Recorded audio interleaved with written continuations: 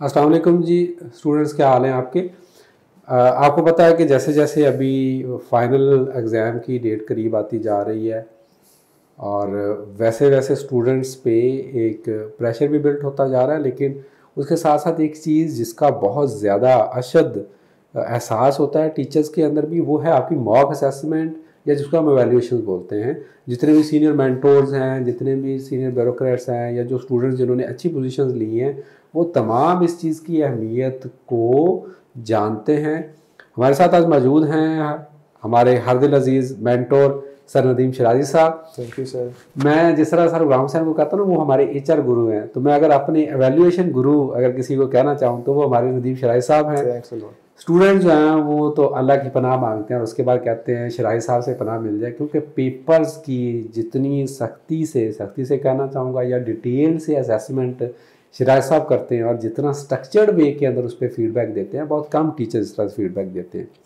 तो हम सर का फीडबैक उस पर लेंगे कि जनरली स्टूडेंट्स की पहला क्वेश्चन ये है कि सर स्टूडेंट्स की मेजर मिस्टेक्स क्या होती हैं राइटअप में। सबसे पहला कि वो क्या आप समझते हैं कि जो वो मेजर गलतियां करते हैं जब वो कोई भी राइटअप लिखते हैं, पेपर को अटेम्प्ट करते हैं? तो सर सबसे जो बेसिक मिस्टेक है वो ये है कि एफपीएससी की डिमांड्स क्या हैं, स्टूडेंट उससे अवेयर ही नहीं है। अब जस्ट टिक या उसको क्रॉस लगा देना ये इवेल्यूएशन नहीं है। इवेल्यूएशन ये है कि अगर एफपीएससी आपसे उसकी मतलब रिपोर्ट्स पढ़ी हैं, एफपीएससी की वेबसाइट पे हर सब्जेक्ट की रिपोर्ट पढ़ी है कि इस सब्जेक्ट में जो हमारी डिमांड्स हैं वो एस्पायरेंट्स उनके जो स्क्रिप्ट्स हैं वो डिमांड्स नहीं फुलफिल करते। अब उसमें सबसे पहले उसकी जो रिक्वायरमेंट है वो रेलेवेंस है। क्वेश्चन की अंडरस्टैंडिंग से स्टार्ट होती है ये, मतलब आप क्वेश्चन ही अंडरस्टैंड नहीं करते। वो मैं अक्सर कहता हूँ कि आप स्टूडेंट्स ने सोचा होता है मैं ये याद करके आया हूँ, मैंने यही लिखना है। जो चीज़ वो आपसे क्वेश्चन में डिमांड कर रहे हैं, आप अगर उसके अकॉर्डिंगली आंसर उसको आर्टिकुलेट करके देंगे तो ये रेलेवेंस है। तो ये सर सबसे पहले उसको पता हो कि how to break the statement, उसको किस तरह से अंडरस्टैंड करना है और उसके अगर पार्ट्स हैं डेफिनेटली। अब पीएमएस-सीएसएस के अगर हर सब्जेक्ट के क्वेश्चंस आप डिस्कस करें तो उसमें वो पार्ट्स उसने दिए होते हैं, मतलब मेनली 2 पार्ट्स पे कंसिस्टेड होता है। अब उसमें जनरल उसका आइडिया क्या है, उसका स्पेसिफिक आइडिया क्या है।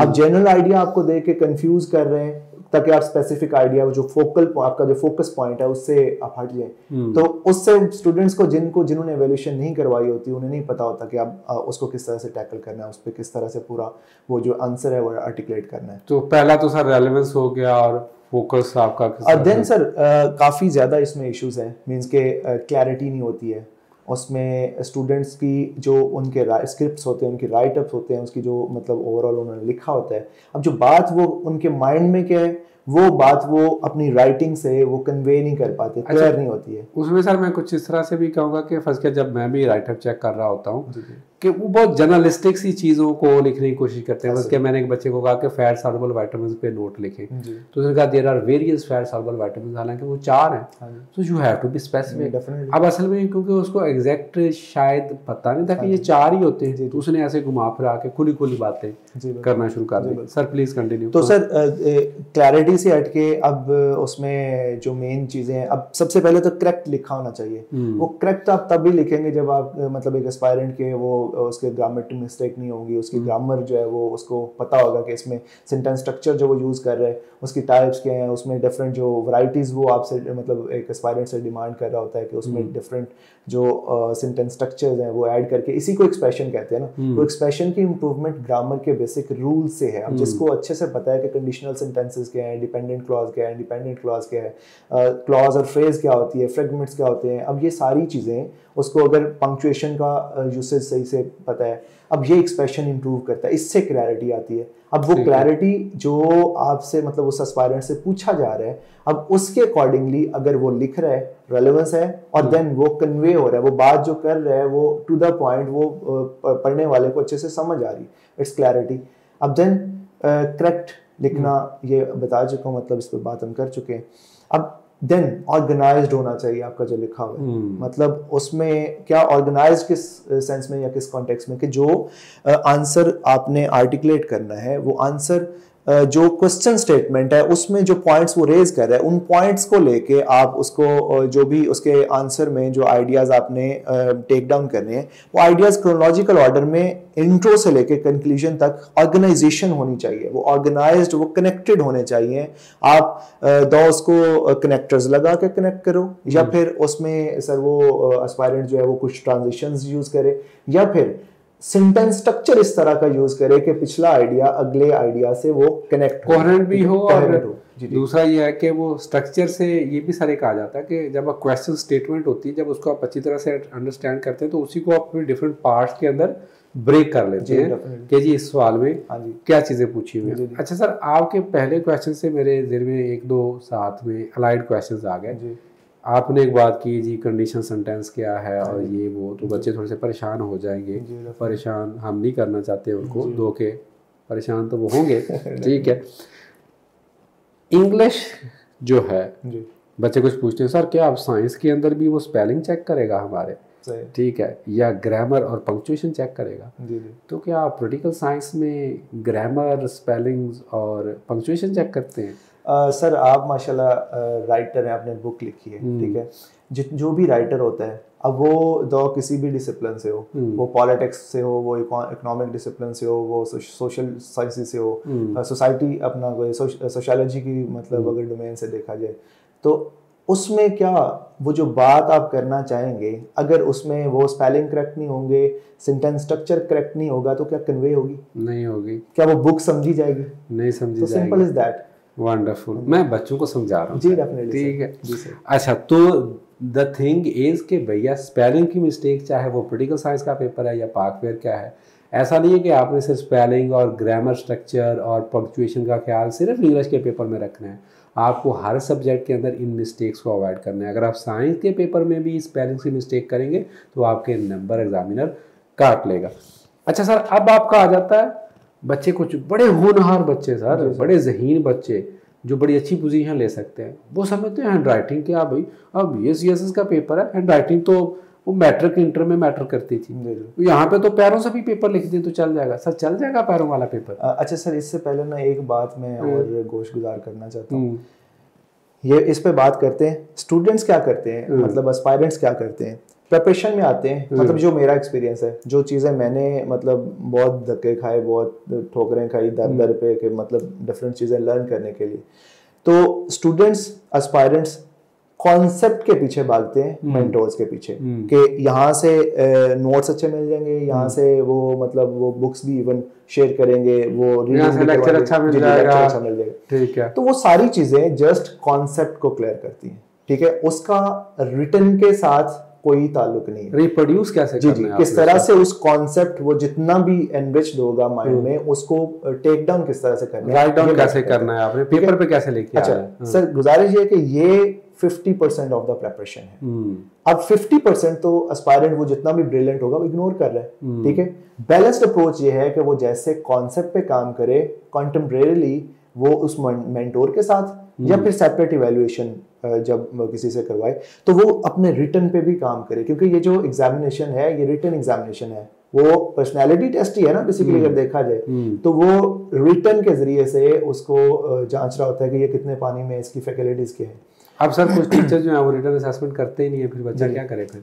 तो सर टीचर्स ये बच्चे ढूंढ सकते हैं कि अगर वही टीचर चेक कर दें, बाद में इवैल्यूएशन कर लें, करवा दें, मतलब उससे करवा लें, या मार्केट में कुछ ऐसे टीचर्स हैं लिटरली स्पीकिंग। वैसे तो हम भी मतलब कर रहे होते हैं, हमारे इस वीडियो का पर्पस ये नहीं है, बट ये है कि आप you can join various other teachers, आपको पता चल जाएगा कौन सा टीचर कितनी असेसमेंट्स कर रहा है। जी बिल्कुल, लाजमी करवाएं। तो कॉन्सेप्ट्स के साथ रिटन पे भी साथ काम नहीं जो करेगा, वो बिल्कुल ये माइंड से निकाल दे कि उसके मार्क्स अच्छे आएंगे, क्योंकि वहां पे आपने इम्प्रोवाइज करना होता है। वहां पे जो भी आपका कॉन्सेप्ट है एज पर क्वेश्चन आस्क्ड, वो उसको इम्प्रोवाइज एट द स्पॉट करना होता है। तो इसकी पहले प्रैक्टिस नहीं होगी तो लिख नहीं पाएंगे, वो कॉन्सेप्ट वहां पे प्रोड्यूस नहीं होगा। तो बात सर आपने रिटन की अपना उसकी राइटिंग की। अब राइटिंग डेफिनेटली एक आप जिनकी राइटिंग अच्छी नहीं है, तो उस पर वो उनका स्टांस ये है कि हम इस राइटिंग से तो हमारा कोई मसला नहीं है, मतलब पाँव से भी लिख देंगे तो वो कॉन्सेप्ट देखता है। तो आप खुद ही इस तरह से करें कि कोई किसी दूसरे बंदे जिसकी राइटिंग अच्छी नहीं है उसका राइटअप पढ़ें और एक अच्छी राइटिंग वाला है उसका राइटअप पढ़ें। आपकी जो साइकी है ना वो आपको आंसर करेगी कि आप जो अच्छा लिखा हुआ है, मतलब जिसकी राइटिंग आपको कंटेंट सेम है, कंटेंट सेम है, अब उसने अच्छा प्रेजेंट, उसकी जो आउटलुक है वो अच्छी है, वो खूबसूरत राइटिंग है, तो आप खुश होकर उसे पढ़ेंगे। और बुरी राइटिंग वाले जिसकी आपको समझ नहीं आ रही, अच्छा ये वर्ड जो है वो कॉन्टेक्स्ट लिखा है या कुछ और वर्ड लिखा है, तो वहां पे मसला होगा। अब ये एग्जामिनर की साइकी जो है ना उसको, अब प्रेजेंटेशन सब जो बनाते हैं ना, कहा जाता है कि प्रॉपर प्रेजेंटेशन होनी चाहिए। अब एक प्रेजेंटेशन ऑफ आइडियाज है और एक ओवरऑल उस पेपर की आउटलुक को भी प्रेजेंटेशन कहते हैं कि वो किस तरह से उसकी हेडिंग्स, सब हेडिंग्स, ये ओवरऑल जब देखते हैं पेपर को तो आपको कैसा नजर आता है? दिल खुश हो जाए। अब ये चीजें क्यों करते हैं, ये बेसिकली उसकी साइकी के मुताबिक। वैसे अगर देखा जाए सर, ये it's a fact and it's 100% fact. कोई भी अगर वीडियो देख के इसको रिबट करना चाहता है तो वो कर सकता है, लेकिन इसका आंसर लॉजिक कोई मिलेगा नहीं जो मैं लॉजिक देने जा रहा हूँ। इसके बिहाइंड लॉजिक सर ये है कि इंटरनेशनली जो स्टैंडर्ड हैं, इंग्लिश रूल्स हैं, बेसिकली रिकॉग्नाइज्ड रूल्स जो हैं, उनके मुताबिक ये हेडिंग्स सब हेडिंग्स का तो कॉन्सेप्ट ही नहीं है। ये तो हमारा, ये आप मतलब लिटरली स्पीकिंग इल्मी अपना या बेसिकली उर्दू बाजार का कॉन्सेप्ट है, और फिर हम उसको फॉलो करते हैं। अब जो टीचर ये बात करेगा, सारे कहेंगे कि ये हेडिंग्स और सब हेडिंग्स की बात इसके खिलाफ करे, तो इसके पास जाओ ही नहीं। लेकिन इस बात को विद लॉजिक समझना है कि आप अच्छी जो बुक्स सर, स्टैंडर्ड बुक्स हैं, कभी वो हेडिंग्स और सब हेडिंग्स पे मिलती हैं आपको? स्टैंडर्ड रूल्स तो वो हैं, ठीक है। टेक्स्ट बुक के अलावा सर तो कोई बुक नहीं मिलेगी, ठीक है, मतलब जो टेक्स्ट। अच्छा सर, अगली बात जो वो जरूरी है, चाहिए। अब वो बुक्स आपको, स्टैंडर्ड बुक्स, स्टैंडर्ड ऑथर्स की बुक्स वो आपको मिलेंगी, वो पैराग्राफिंग स्ट्रक्चरिंग उसकी जो पैराग्राफिंग होती है, चैप्टराइजेशन जरूर होती है, लेकिन जी जी। अब जिस इंडिविजुअल को, जिस एस्पायरेंट को पैराग्राफ का स्ट्रक्चर पता है ना, तो वो उसकी बेसिस पे हेडिंग्स और सब हेडिंग्स वहां से निकाले। कैसे कि पैराग्राफ जो है उसमें क्या होता है, मेन आइडिया होता है, मेन आइडिया उसका स्पोर्टिंग आइडिया होता है, उसके बाद स्पोर्टिंग आइडिया को डिफरेंट एविडेंसेस और फैक्ट्स एंड फिगर्स से सपोर्ट करके उसको प्रूव किया जाता है, देन कंक्लूड किया जाता है। तो यही तो आपका बेसिकली पूरा आंसर है। इसी तरह से तो आपकी मेन हेडिंग, आपका मेन आइडिया होना चाहिए।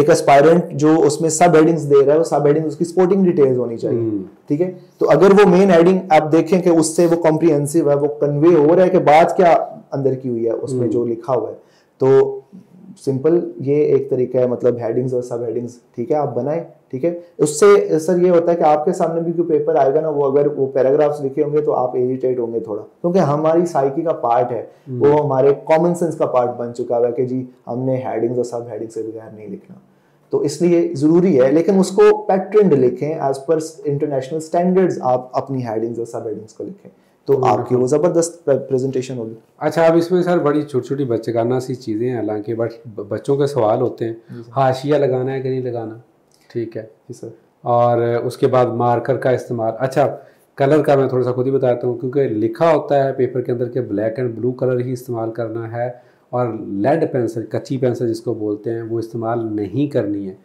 और हाशिए के मतलब साहब प्रेजेंटेशन में आ जाता है ना वो चीज़ की, ऑर्गेनाइज कैसे करते हैं आप पेपर को, उसके मतलब आप क्या कहेंगे आप? सर मेरे मुताबिक तो मार्जिनल लाइंस जो है वो मस्ट है, ठीक है। उससे क्या होता है, एक सिमेट्री रहती है दोनों साइड पे ना, वो जो आपके वर्ड्स हैं वो बाहर नहीं जाते, वो पेपर प्रेजेंटेशन पे बहुत इफेक्टिव आपका वो, अगर मार्जिनल लाइन आप ड्रॉ कर रहे हैं तो वो प्रेजेंटेशन अगेन वो प्रेजेंटेबल होगा, बहुत अच्छा होगा। सर हम आ जाते हैं पॉलिटिकल साइंस पे। जी सर, साइंस का पेपर, मतलब मैं तो, कोई बच्चा अगर लिखता है ना इंट्रो और कंक्लूजन, मैं कहता हूँ भाई जी कौन लोग हो तुसी, मतलब ये कोई मैंने डिबेटेबल को क्वेश्चन पूछा है आपसे क्या? सही है।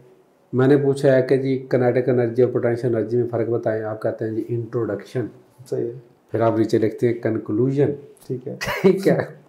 हर पेपर की अलग स्कीम है, डिमांड है, हर सब्जेक्ट की अलग डिमांड है। पॉलिटिकल साइंस को आप कैसे देखते हैं कि इसकी क्या स्पेसिफिक डिमांड्स हैं इसके राइटअप में? सर डेफिनेटली जो आपका सब्जेक्ट है उसमें तो ये चीज़ें मैटर नहीं करेंगी, वो आप बेहतर जानते हैं किस तरह से आप उसे प्रेजेंट करेंगे। मैंने भी सीएसएस के पेपर्स में उसको प्रेजेंट किया था, मैं इसकी प्रेजेंटेशन बनाई थी, उसकी प्रेजेंटेशन दूसरा अगर जिससे पॉलिटिकल साइंस है इसकी प्रेजेंटेशन और ऐसे का पेपर, उसकी प्रेजेंटेशन, तीनों फर्क है, ये फर्क है, डिफरेंट है, बिल्कुल डिफरेंट। ठीक है। अब ऐसे में जो इंट्रो लिखते हैं, अब बाज स्टूडेंट्स उसी के बेसिस पे, उसी को फॉलो करके दूसरे सब्जेक्ट्स जैसे हैं कॉन्स्टिट्यूशन लॉ है, पॉलिटिकल साइंस है, पाक अफेयर्स, करंट अफेयर्स, इस्लाम है, इनके इंट्रो लिख रहे होते हैं, तो उसी पैटर्न पे लिख रहे होते हैं कि वो जनरल टू स्पेसिफिक आ रहे होते हैं, ठीक है।